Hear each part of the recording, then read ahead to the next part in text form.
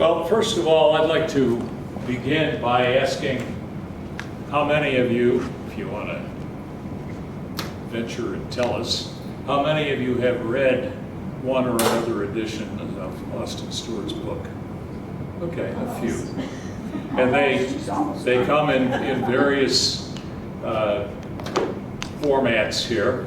I don't own one of the originals. I wish I did, but I have to be content to go over to the museum where they have one over there from 1857.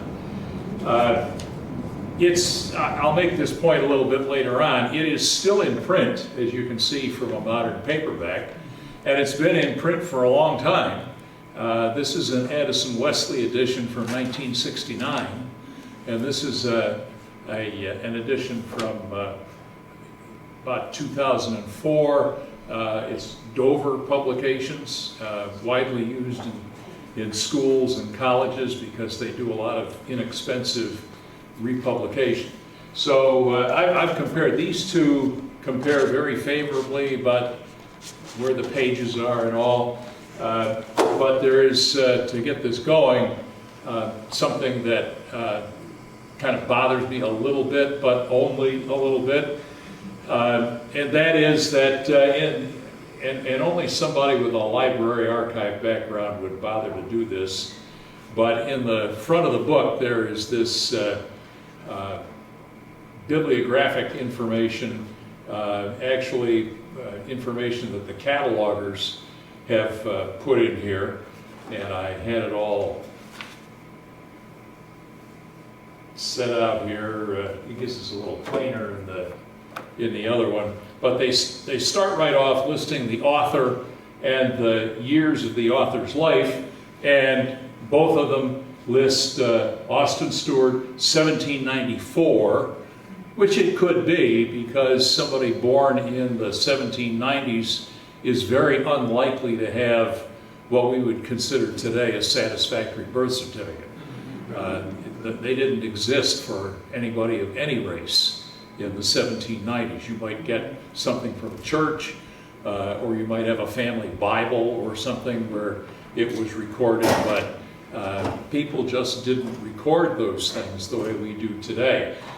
More to my point, though, it lists the other bookend of his life, the date of his death, and both of these books list that as 1860.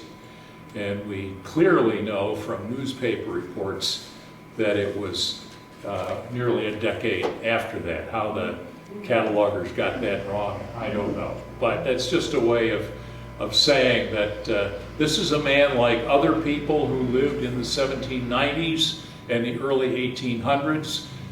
There's not a lot of documentary information out there that you can just pick out somewhere, like maybe somebody researching your grandmother, or maybe even you, would be able to do today.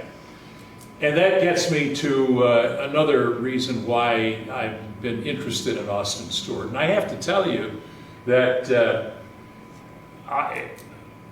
up to 30 years ago, I'd never heard of Austin Steward. He's buried in West Avenue Cemetery. He's got one of the larger gravestones over there, but it's not that much larger than half a dozen of other people. It's just one of those people that you just didn't seem to pay any attention to because nobody brought it to your attention. Nobody really made it important. And as somebody who spent a lot of decades in public school service, and I guess you could say I still am doing that in a public community college, I think it's incumbent on all of us, particularly those that teach there, to kind of broaden out the umbrella and make a more complete brooch of American history. So here we've got this very significant man who's buried in Canandaigua, and like a lot of other people, especially like a lot of other people of African ancestry here in Canandaigua, he was just forgotten for a very long time. In fact, one of the things that prompted me as county historian to get into this was I love a mystery. And I ran across a newspaper article in the mid-1980s where a man who was then the new director of the Ontario County Historical Society, was quoted in the newspapers as saying, you know, Canandaigua once had a sizable black population, but nobody knows what happened to them. They just disappeared, like the dinosaurs or something else. Well, that's because we just didn't pay a lot of attention.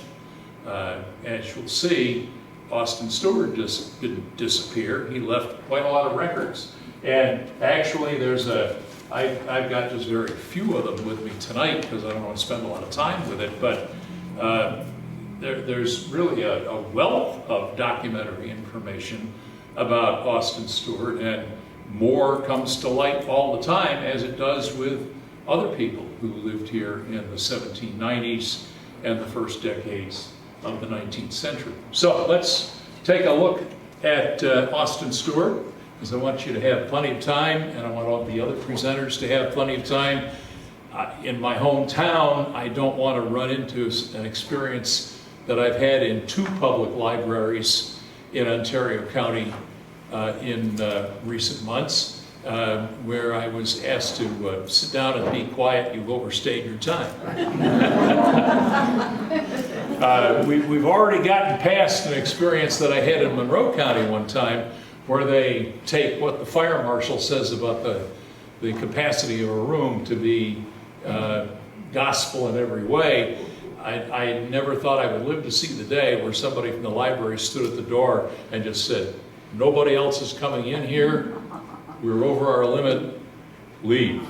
Even though they had plenty of chairs, the fire marshal had put a number on the room, and that was it. So anyway, little gripe, I worked 7 years for the Rochester Regional Library Council, and we took stories like that to be sort of over the coffee joke time in the morning, things like that, experiences.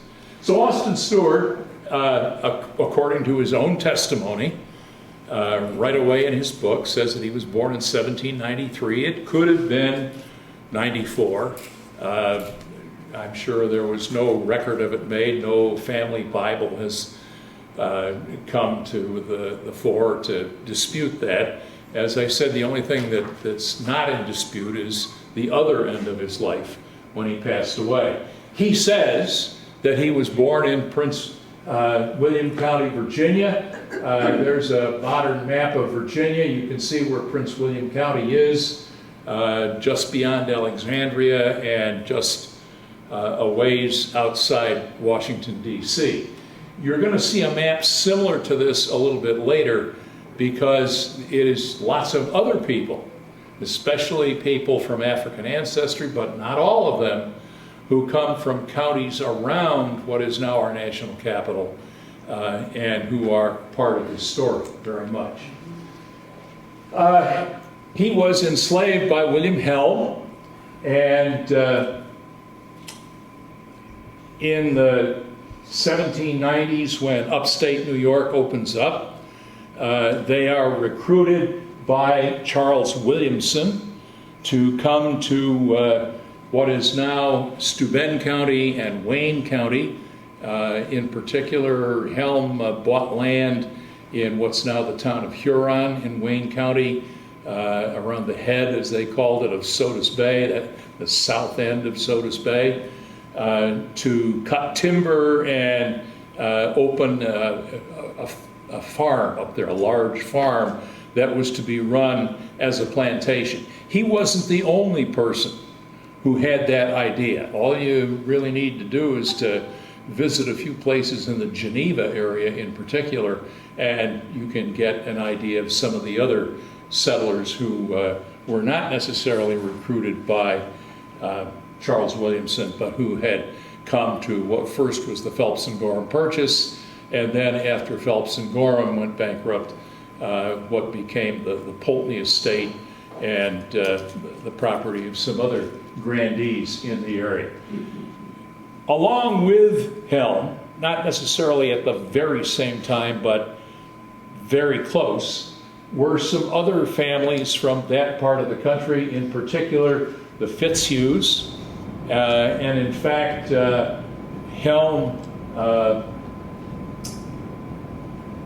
was related by marriage to the Fitzhugh family on the Patuxent River in Maryland.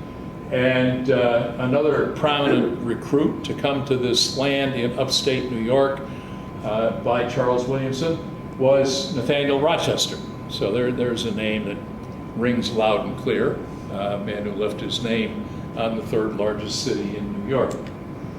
There's Charles Williamson. He was a former British Army officer employed by the estate, the land corporation of Sir William Pulteney, an Englishman who did not come here. He founded Bath, named for Bath in England, very fine place then, and I guess now I've been there. I didn't think it was all that wonderful, but you know, it's considered, since Roman times, it's been considered one of the best places to be in England. And as I said, he recruited settlers, the Rochesters, the Fitzhughs, and others. If you're familiar with Rochester, you recognize some of the names, not just Rochester's name on the city, but Fitzhugh's on Fitzhugh Street, for example. I've often thought that there was something ironic that Fitzhugh Street, which was once a pretty fashionable area, the kind of the ruffled shirt district of Rochester in the early 1800s, is now the street where you find the Memorial AME Zion Church. And what's even more ironic and amazing about that is that it was one of the Fitzhugh descendants who actually left a bequest in her will to Harriet Tubman. And we have, I wish we had a piece of paper where somebody had written out Harriet Tubman, but Harriet Tubman, like a lot of folks at that time, was illiterate and could not sign her name. And so when the sheriff of Cayuga County served the process on her to tell her that she was the beneficiary of a will, all she could do was put her mark, her X, on that, which the sheriff of Cayuga County dutifully sent back to the courts, the surrogate court here in Ontario County. So, you know, I don't know if you can say what goes around comes around, but there are a lot of cycles in all of this. Williamson didn't last too long. He incurred the ire of the Pulteney estate people because he spent a lot of money and didn't seem to show much of a profit for it. But one of the things he did do was to blaze a road, very modestly named the Williamson Road, what is now mostly US 15, up through Pennsylvania to bring folks from the northern neck of Virginia and the Patuxent Potomac Peninsula of Maryland up to Bath and then north into this country that he was trying to trying to recruit people for. We know that because Austin Steward says so, that he was taken to land that William Helm owned along Ridge Road. I didn't realize that just a couple of years ago, the Pomeroy Foundation had funded a historical marker up there that, and I'm driving down Ridge Road, actually going to Chimney Bluffs, and all of a sudden here's this very interesting marker by the side of the road. So I'm afraid my driving was a little screechy as I slammed down the brakes and stopped to take a picture of all of that. But you can see where that land was today. It doesn't, as most of the land around here, it doesn't look anything like it did when it was being opened in the 1790s, but you can go there and you can say to yourself, well, here is where Austin Steward had some of his first enslaved working experience in upstate New York. We know from Austin's autobiography that he eventually decided to take his leave, run away, take his freedom, however you want to express it. And he ended up in touch with the Comstocks in Farmington, part of the Quaker settlement that was over there, or still is over there. He doesn't go into much detail about how he actually did that. I find that very interesting. I'd like to know, was this just serendipity? Did he happen to bump into the Comstocks? Was somebody the intermediary that, let him know that he should go to a certain place and meet certain people? Did they find out about his situation? We don't know. This is one of the things where his book leaves a lot to be desired. But he does say that as he's working for Otis Comstock and he makes some money, that he goes to Canandaigua and he wants to buy some books. And he specifically mentions that he goes to the Bemis bookshop in Canandaigua. Now, that's a very early photograph for photographs. The house on the right is the Bemis home, no longer there, and on the left is the print shop and the bookstore. It was a very early version of something like Staples today. James D. Bemis actually put on a wagon his merchandise, and he went all around upstate New York. He's considered the godfather, I guess you could say, of the Western New York press. In his day, the editors of the majority of upstate New York newspaper publishers got their start one way or another with James D. Bemis. So that's what Austin Steward would have seen. That's the only picture we have of it. It was later demolished. If you go downtown, the biggest single building in downtown Canandaigua, it's a 4-story, I think, building, a brick building, painted gray, and in big letters right across the front of it, it says Bemis Block. And that sits on the site of this. This was torn down so that James D. Bemis' son could build that block that's down there today. Now, I'm going to guess that if you're here for this program tonight, you have some interest in the early civil rights or racial struggles in upstate New York, the Underground Railroad, the abolition movement in upstate New York. If that's true, how many of you have heard of an incident in Syracuse called the Jerry Rescue? Okay.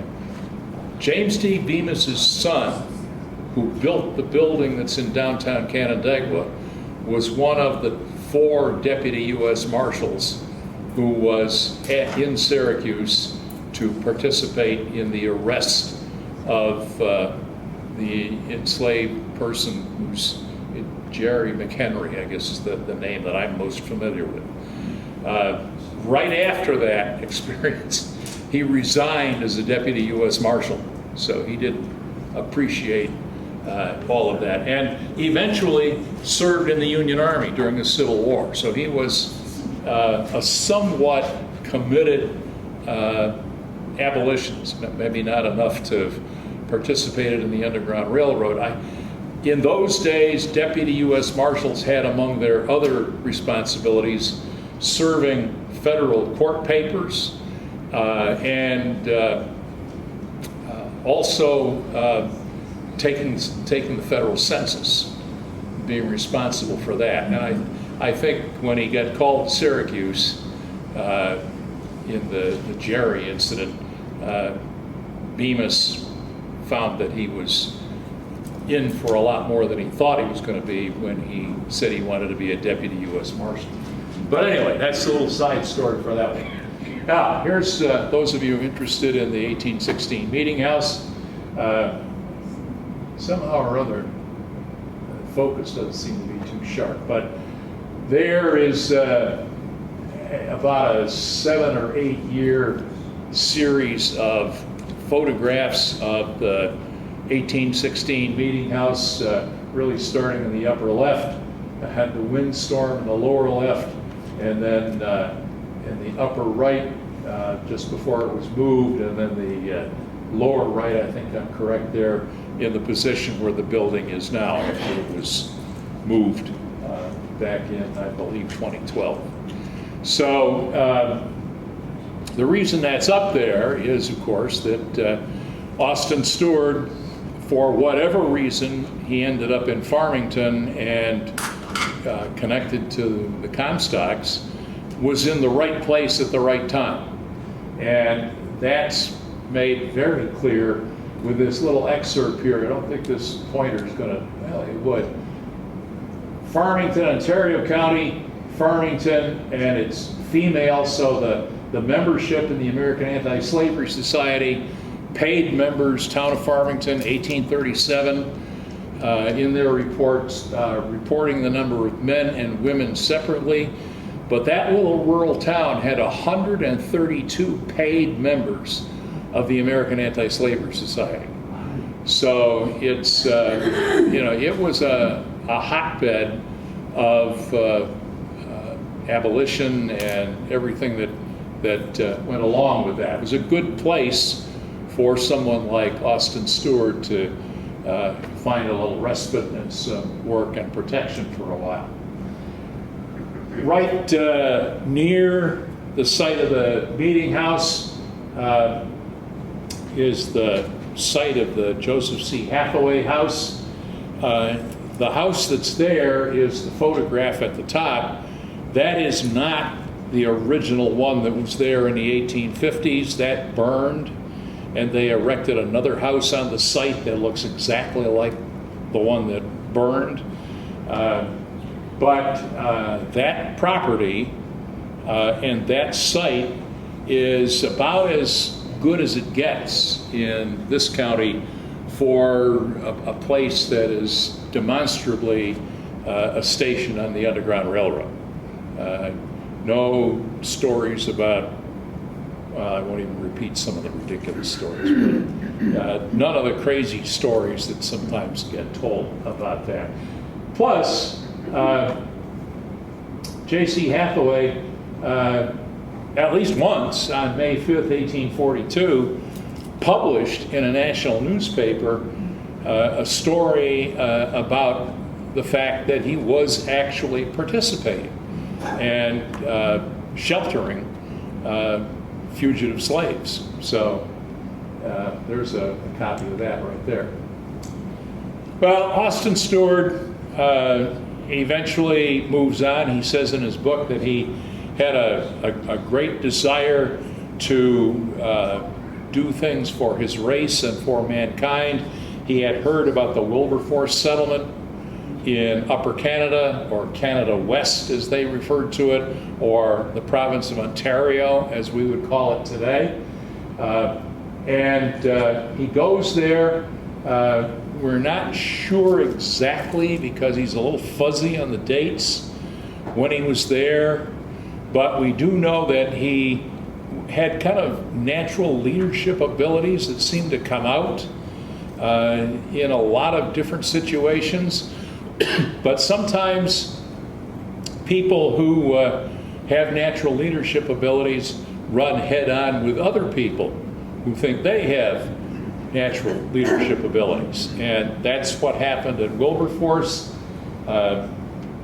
He was privy to some situations that he felt involved embezzlement of funds.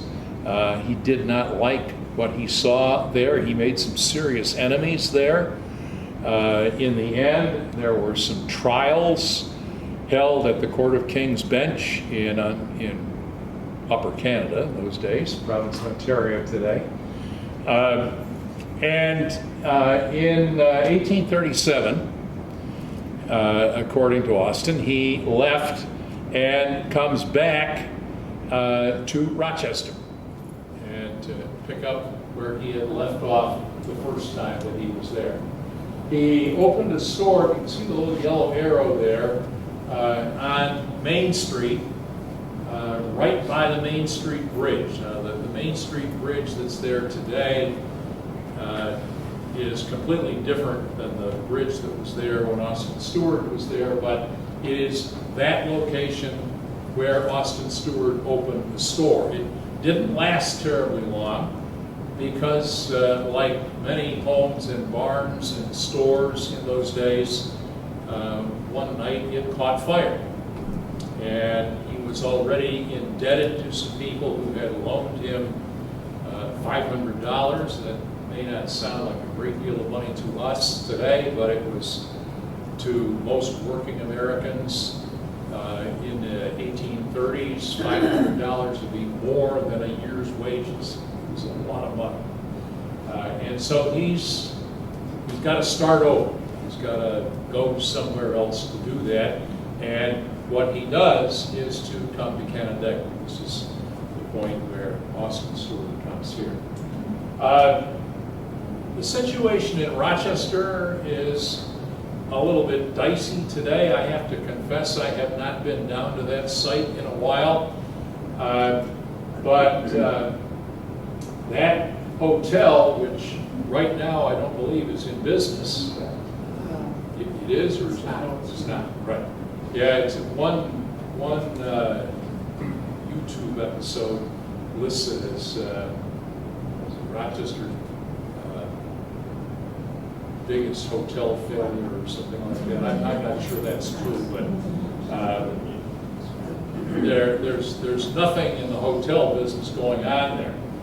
But for about 30 years, up on the second floor of that hotel, it's directly across Main Street from the Riverside Convention Center. And this enclosed walkway here connects the Riverside Convention Center with that hotel so that people could walk from the convention center over to the hotel and they wouldn't have to deal with the weather or traffic or any of those things. Up on the second floor of the hotel, just inside the building right there, is this bust of Austin Steward and 3 contemporary paintings of different episodes in his life. It's a little bit of a, what to call it, a tribute to Austin Steward, right at the site where his store was. And I guess out on the street now, there is a monument on the sidewalk. It's an upright granite pedestal that's got a bronze plaque on it, I think it's bronze, that tells about Austin Steward. So hopefully they'll get that fixed. Hopefully nothing has happened to the bus that's there, and that will go back to being important Austin Steward. The bus has been relocated to the Rochester Public Library building, Wendell building. Okay, well, that's for safekeeping, it's a good idea. Just outside the local history.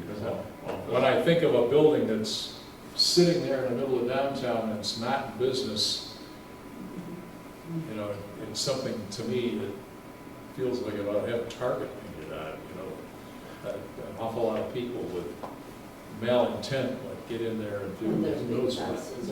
But it exists anyway. It's good to know if it's in the Rundell building? Yes, second floor. Okay, up in the local history. Right out in the hallway, right outside the local history division. Good. In Canandaigua, Austin Steward leadership abilities in the community, his respect, the respect for him in the community really began to shine.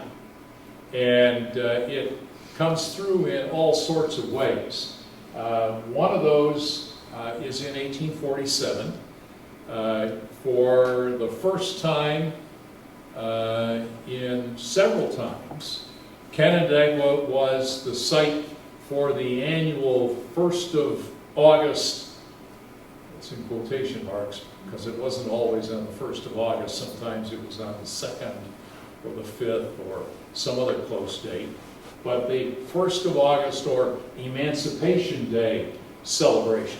And where it was here in Canandaigua was right up the street here, about a block and a half, 2 blocks, in front of the old academy that was there. For many of you from Canandaigua today, you may think the building that's up there now is the old academy from 1907. I hate to admit it, I guess, but I was in that building as a student for 3 years,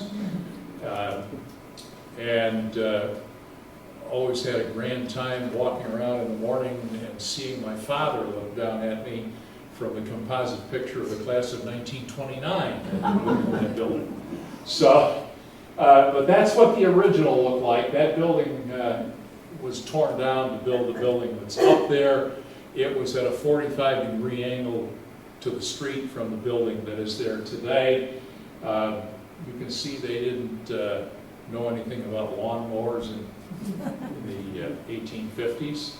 But they had an attendance that's estimated at 10,000 people who came to gather there and celebrate the anniversary, which would have been the 1st of August in 1833 for the abolition of slavery in the British Empire. And the idea was that this would be celebrated, kind of holding it up as an example to America. See, this is what the British government has done. This is what Parliament has done. So, 1st of August, Emancipation Day celebrations. They were for 75 years or more. They were held annually someplace in upstate New York, Binghamton, Ithaca, Clifton Springs, back to Canandaigua, Washington Park and Rochester several times.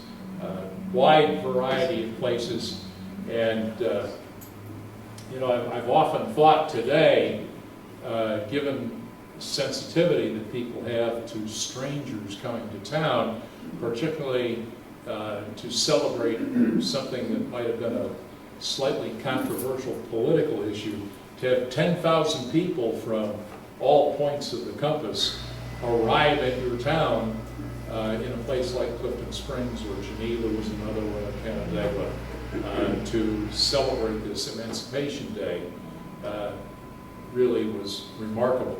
Later on, it was held down Fort Hill Avenue on what was then the county fairgrounds, down where the Canandaigua Middle School is today. That's Main Street. When they were done at the school, everybody just paraded down Main Street about a mile in the business district. If you have been around Canandaigua much, you know that downtown there's this open space referred to now as Commons Park. It has been the site of 3 different hotels, and that's where the banquet and the dancing and the rest of the celebration was held in the evening after the speeches that were part of the 1st of August celebration. Austin Steward also took the job of being a teacher. There was a private African school here in Canandaigua. It was on Ranger Street. That home sits on the site of it today, but that is not the building that was the black school that was there. There is no image of that. I've never even seen a description of that, but a number of individuals in town that had money contributed to a fund to get this school built, to hire a teacher, and it was in business for a long time, and then it just stopped having students, and it just sat there for a number of years. We're not quite sure how many, but around the time of World War II, the home that you see here was built on that site. The old original school, I think, was long gone. Nobody knows what happened to the endowment money. And eventually, the people that bought that property had to jump through a lot of legal hoops There's a stack of court testimony, I'm not kidding you, that thick, trying to get to the bottom of what happened to the money and how the title to the property changed. But Austin Steward was there, and he was a teacher there for a short time. He was also very interested in this building. I went over there today to retake this picture because the house is now red. It's been red for some time. But the problem is that between the time I took this picture and now, the trees up front have grown and they have filled out, and when you stand in front of it, you can't see the house. And it's important to see the house because that was a purpose-built school. It was built to be Canandaigua's colored school. The New York State Legislature authorized Canandaigua, Geneva, and a handful of other places to build segregated schools in 1852. And Canandaigua and Geneva did do that. This was the building that was built. It was a substantial building, especially for schools in those days. It was in business for about 10 years, and then the African population of Canandaigua simply decided they didn't want to use it anymore. And so students just didn't go there. They either started going back to the public schools or they didn't go to school because there wasn't much in the way of a compulsory school law in the 1850s. But this, what's on the right here, there should be a little bit more of it. That's just some examples, but it's a series of resolutions that were passed by the African population of Canandaigua protesting against the creation of this segregated school. And to me, the most telling argument was that we've been going to integrated schools since about 1790, more than half a century. Now, all of a sudden, there's this push to have a segregated school. Why is that? It doesn't make any sense. We went through, nonetheless. I think it's emblematic of the political problems that existed in the 1850s in particular. But then, after the building had been used for 10 years and then the student population dropped off, the village council simply decided to sell the building. So it was sold off. It's no longer a school, it's no longer public property, and since that time, it's sat there at the corner of Park Street and Fort Hill Avenue as a private home. And I notice that there's a for sale sign out in front of it today. So, and where's Austin Steward fit into this? He was part of the committee of African residents who sat down and penned these very well-written, very concise resolutions. So he's participating in a lot of community activities here. The Reverend Abel Brown, not well known around here. That's his tombstone now. It's almost illegible. That's in West Avenue Cemetery. It's maybe 100 yards from Austin Steward. He was a radical abolitionist from Rensselaer County who was on coming back from a circuit of speaking engagements in Pennsylvania and Ohio. In particular, he got caught in a blizzard outside of Canandaigua. He contracted pneumonia, and he was taken to a friend's home here in Canandaigua where he died. And they didn't try to send him home. He was simply buried here in West Avenue Cemetery. But you'll notice there is an article here about the death of Abel Brown. And where the arrow is, that's the second place Austin Steward was named. On motion, A. Steward R. Valentine, that's Richard Valentine, another well-known African resident, and D.H. Ray were appointed to be a committee. They're going to send the sense of loss of the community to Abel Brown's family back in Princeton County. This is just a little insight into his life here. Austin Steward and his family show up in the 1855 and the 1865 state census for the village of Canandaigua. The way the state censuses worked in those days, they didn't separate out the villages. It's all town of Canandaigua, but the people who lived in the village were in one election district of the town, so you can kind of isolate the district, the village residents from the rest of the folks. And up at the top there, but notice how they spell his name. There's a lot of instances where it's Stewart with a T rather than Steward with a D. But it's clearly him. It's all the right people living in the household. And as it turns out, it's down at the south end of Main Street. A decade later, well, there he's listed as a beer baker. There's his occupation right over there.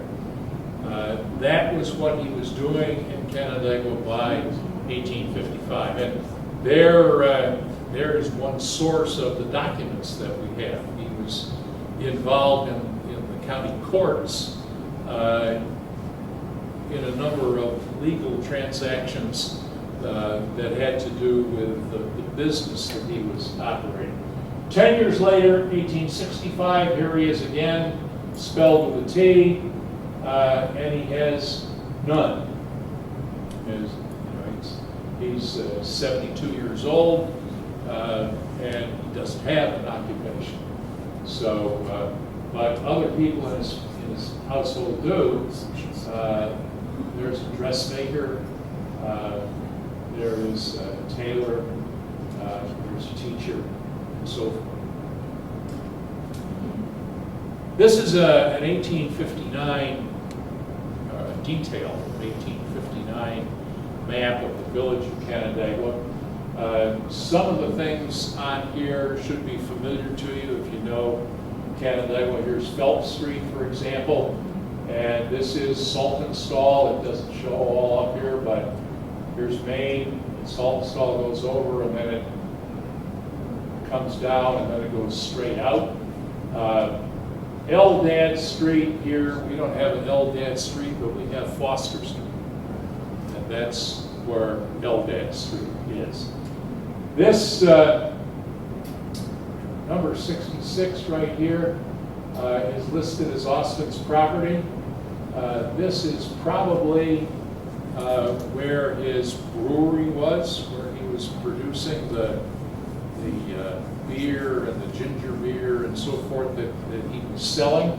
And up here, spelled with a T again, very close to it, number 55, is his residence. Probably above the store, probably above the store where he was conducting a retail business. And this is what that neighborhood looks like today. This area right over in here is where the original St. Mary's Church was.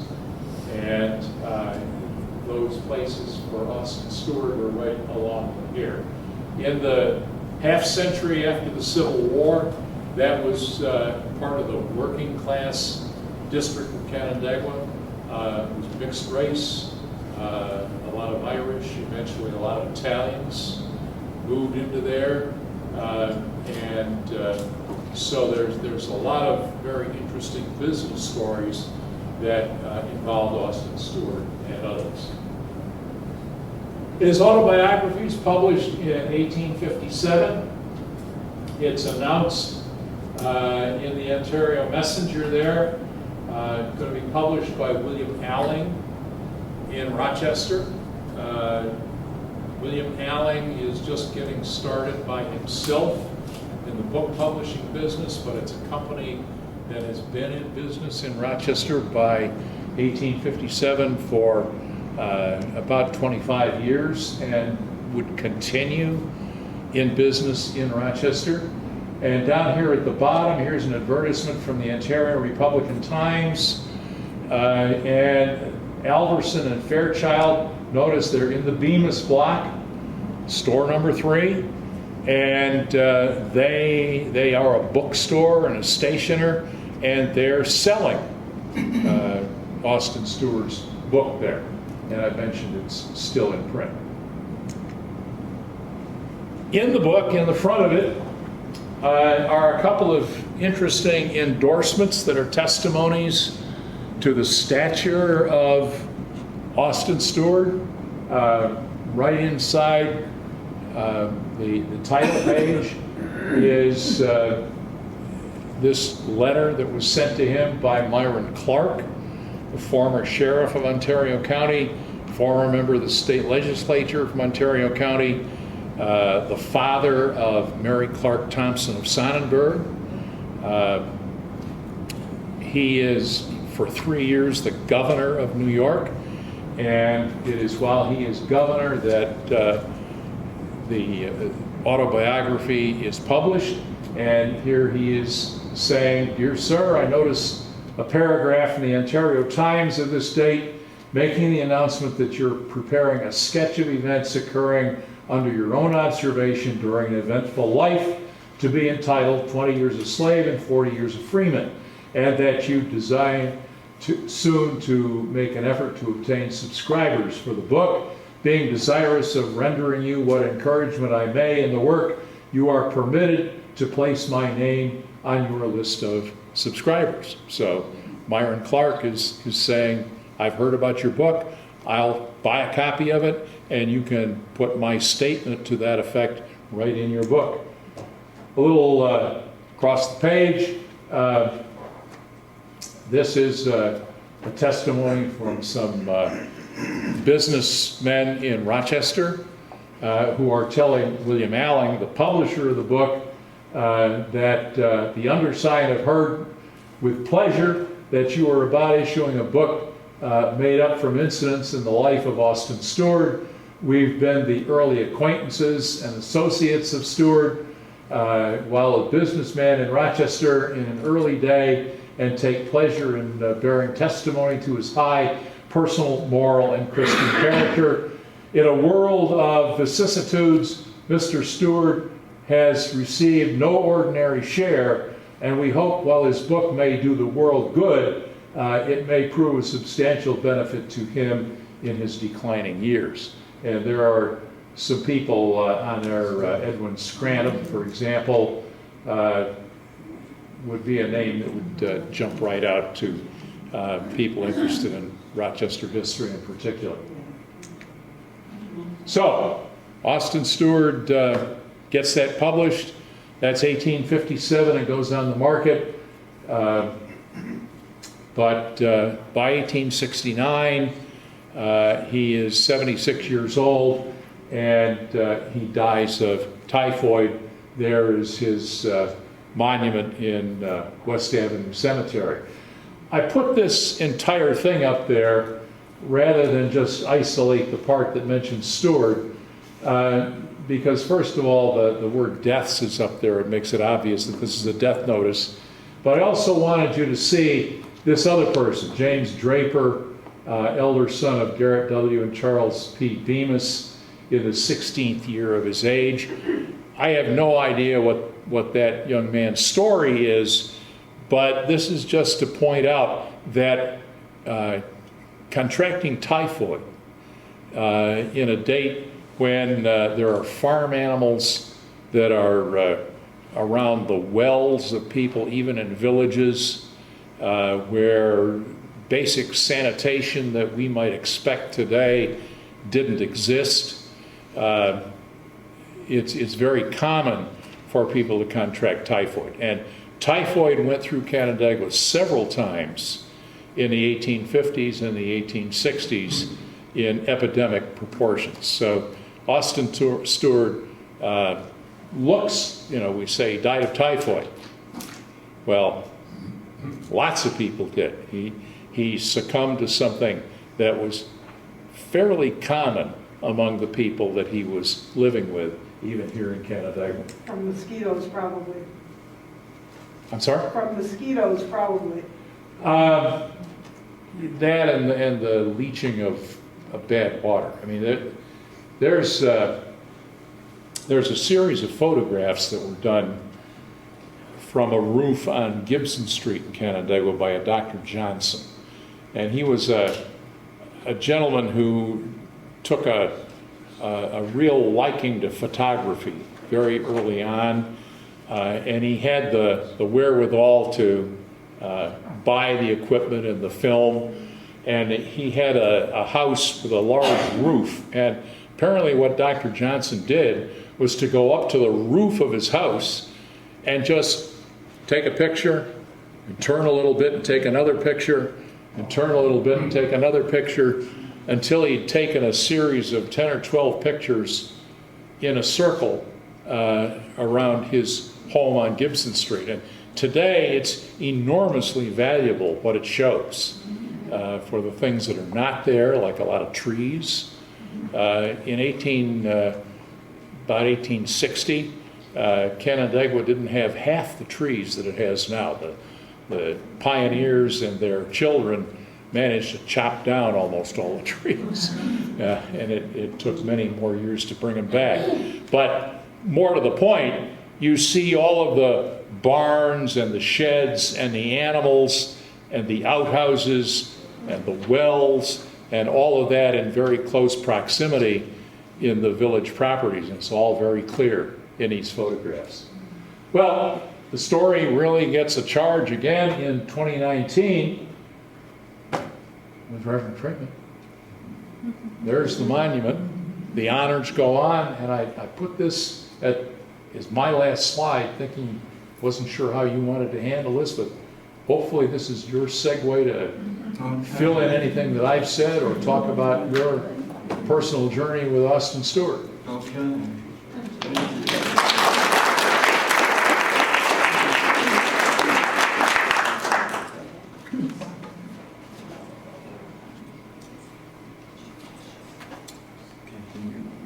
I can take this down. Good evening. I had never heard of Austin Steward until May of 2015. And during that summer, a friend of mine, an elderly friend of mine, came over to my home for lunch. And after we finished eating, she said, I have something that I want to share with you. And she gave me the copy of Austin Steward's book. And she said, this has been passed down in my family. We were both only children, and we're talking about what do we do with all of our things as only children. And she said, this book has been passed down in my family on my father's side, and he gave it to me when I was in college because he knew that I would understand the significance of it. Well, after I met Jean, there was an antiquarian book fair coming up. So I asked her, I said, would you mind if I take the book to the fair and just have someone look at it? And I did, and I found out that it was the first edition of Austin Steward's book. Well, I tremble holding it in my hand. And once I started reading the book, I couldn't put it down. And I ended up reading the book 3 times.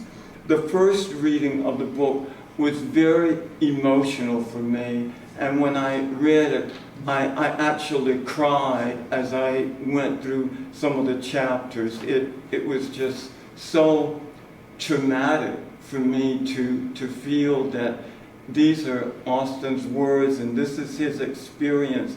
And I really took it to heart, and I just felt the pain inside, and it really just did something to me.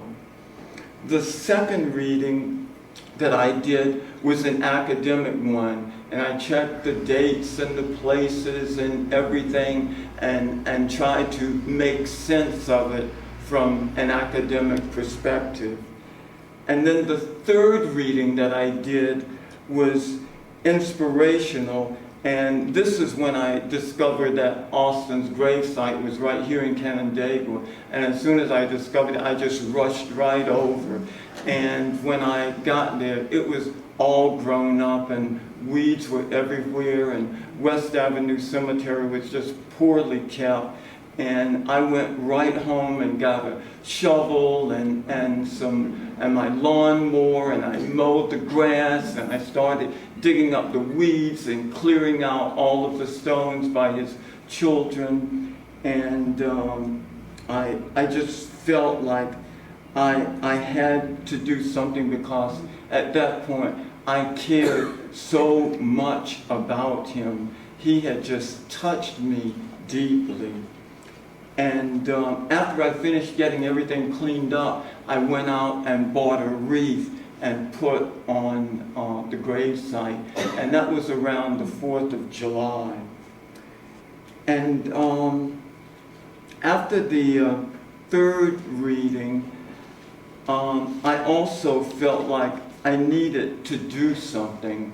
So I wrote an article, and that was published in the issue of the Finger Lakes magazine. And this is the January-February issue of 2016. And in the article, I have a picture of the book. This is the first edition here. And inside was a leaf that was in the book. And I just thought that was really special, so I wanted to photograph that and share that with the readers.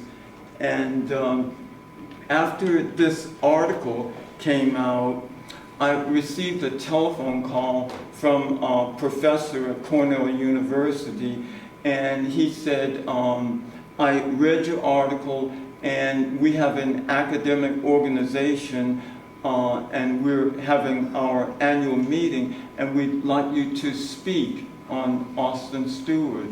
And I said I'd be happy to. So he said, why don't we try to find a date? So I looked on the calendar, and I just randomly picked the date, and he wrote it down, and he said, that's fine on my calendar. So we were all set. And little did I realize how profound that date would be. But as I began to do my research and prepared the lecture, I realized that the date I had selected was the anniversary of Austin Steward's death. And I thought at that point, the universe is speaking to me. This is profound. Of all the dates that I could select, and just randomly, I picked that date, not knowing in my head what it was all about. And that was what, after I gave that lecture that evening, I really felt like the universe was pushing me. You have to do something for Austin. And I went right home that night and wrote a proposal to the Ontario County Historical Society to get a marker for Austin Steward. They responded by asking me to come in for a meeting. When I met with the director, he said, we love your idea, but we don't have money for it. I said, I'll pay for it. And then he said, we have to go through all of these procedures. I said, I'll write up my proposal so that you can take it to the different stages. So we had to go to the city of Canandaigua and the mayor. After we got approval from the mayor, we had to go to the Parks Division, because that's what the cemetery was under. So I submitted my proposal to them, we got permission from them, and then we had to go to literally the West Avenue Cemetery, and finally got permission from them. And then the next thing, after I got all these hurdles achieved, I asked the director, I said, is there a standard format for the installation of a historic marker? And he said, no, I've never installed one. I said, I'll write a ceremony for it. So, and he said, well, we don't have money for that. I said, okay, I'll pay for all of the expenses. So, for the next 3 years, I was living and breathing Austin Steward. And I spent the next 3 years working on a historical liturgy for the program. I actually designed the marker. I spent 3 years doing the research to create the words for the marker. I created the program, the design of the program. I selected the music, and I also consulted with every living academic professor in Ontario County who had published anything on Austin Steward or Wilberforce Colony. I felt like I was really doing some intercultural relationships with Canada. And when it came to the program, I was very fussy. I was even selective about the printing company because I wanted a particular type of paper and a particular color of paper. I wanted the texture and the color to be perfect. I wanted every detail of this to honor Austin. So I was obsessed, as you can tell. The next thing that I did was get in touch with the museum director of the Lucan Area Heritage and Donnelly Museum in Ontario, because this is they were preserving the history of the Wilberforce colony. And they were very helpful. We're still in touch, and we've been corresponding for years. So as I designed all of this, it was important for me to do 3 things. Number 1, I wanted this ceremony to be educational. Number 2, I wanted it to be inspirational, to let people feel and be inspired by his words. And number 3, I wanted it to be a spiritual experience, because this is who Austin was. He was a spiritual person, and I wanted his humanity to be reflected in that. And on the final day of the installation, I met with the mayor, the Parks Division, and some other town officials, and we all gathered to install the marker on that morning. And it was very emotional for me, because I felt, finally, Austin, you are getting the recognition that you so deserve. And I want to close with a little bit of trivia, which I learned after all of this happened. And that's when West Avenue Cemetery was created, the gentleman who sold the property to the city of Canandaigua had a restriction on it. And he said that no slave will ever be buried, should be buried in West Avenue Cemetery. And I was shocked when I heard that. But this is how the universe works. Because of the nature of Austin Steward, the city overruled that decree, and Austin integrated Western Avenue Cemetery, even in his death. So I thought, what an incredible thing. Even though you're dead, you're still moving and changing the world, and you're integrating the cemetery. What great honor can you have? So I was just thrilled with that. And finally, I just always wanted to give him the recognition which I felt he never achieved. And this was my way of doing it. Thank you.